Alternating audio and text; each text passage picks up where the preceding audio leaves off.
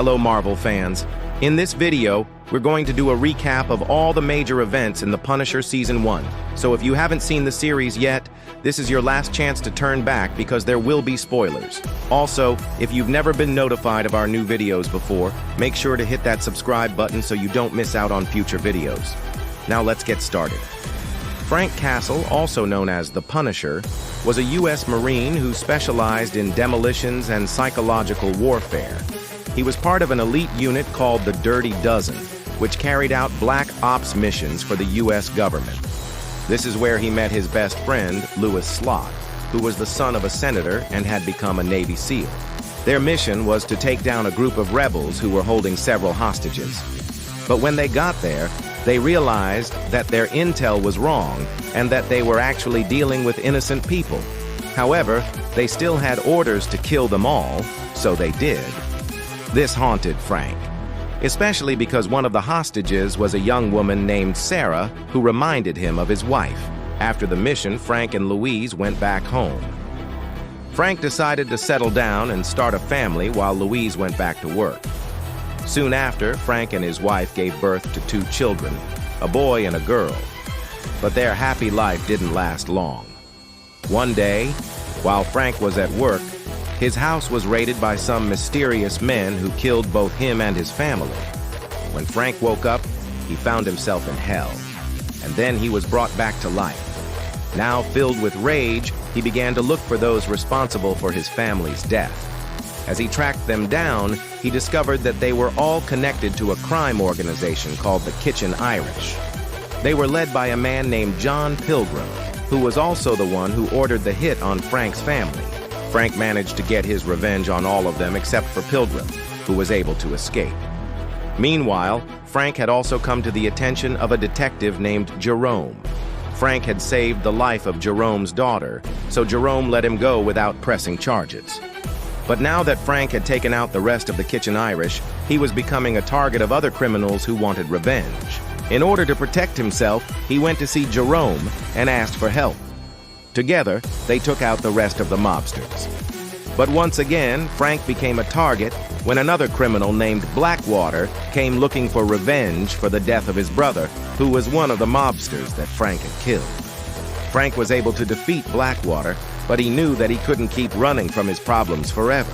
So he decided to face his past head-on by going to see Pilgrim in person. After finding him, Frank tortured Pilgrim for information about who hired him to kill his family. And it turned out that it was Senator Stagg, who was actually Louise's father. He had made a deal with the crime boss to get rid of Frank and collect on $2 million of insurance money. Although Frank was angry at first, he soon realized that the real enemy was the system that had allowed this to happen in the first place. He went on a rampage, killing anyone who had anything to do with the Kitchen Irish. His path crossed with that of Detective Sarah Lieberman again, who was trying to bring him to justice. But she soon realized that he wasn't a bad guy and joined forces with him to take down the rest of the mob. Together, they killed off more members of the Kitchen Irish until only 2 remained, Pilgrim and another man named Madani. Pilgrim tried to kill Frank once again, but he failed and was arrested by Sarah. Madani, however, escaped. As Frank and Sarah worked together to take down the remaining Kitchen Irish, they began to develop feelings for each other. But Frank was still haunted by the ghosts of his past, especially his wife, who kept telling him that he wasn't her hero and that he needed to move on. Finally, it was time to face off against Madani. Frank managed to kill him and finally put an end to the Kitchen Irish. With everything said and done, Sarah admitted to her partner David that she had been working with Frank this whole time. She had actually been the one who shot him in the head earlier in the season, but she had only done it to protect him from the mob. However, David didn't believe her and left the force to go freelance. Meanwhile, Frank had gone back to his old life as a killer for hire. But he soon realized that he couldn't keep living like that forever. He needed to find a way to move on from his past. So he decided to seek out the help of a therapist.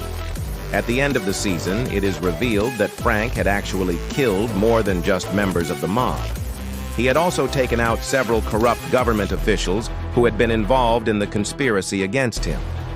One of these officials was Senator Stack, who had been working with the mob the whole time. He had used his position of power to protect them and had even ordered a hit on Frank's family. Another official was Agent Blake, who had been sent by the CIA to kill Frank. He had tracked Frank down and had actually shot him in the head, but he survived. Finally, there was Major Stein, who had been Frank's commanding officer in the Marines. He had betrayed Frank and the rest of his team by giving away their mission to the mob, resulting in the deaths of Frank's family. Throughout the season, Frank had flashbacks to his time in the Marines and the mission that had gone wrong. He had been haunted by the memory of his wife and children and had sought revenge on those responsible for their deaths.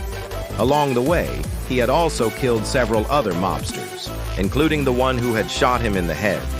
He had also killed off members of the FBI and the CIA who had been sent to capture him. At the end of the season, it is revealed that Frank had actually killed more than 30 people, including 16 members of the mob, 4 FBI agents, 3 CIA agents, 2 government officials, and 1 Marine. He had also killed off several other criminals who had tried to take advantage of him. So that's the story of The Punisher Season 1. What do you think? Let me know in the comments below. And if you want to watch Season 2, I'll leave the link in the description below. Thanks for watching.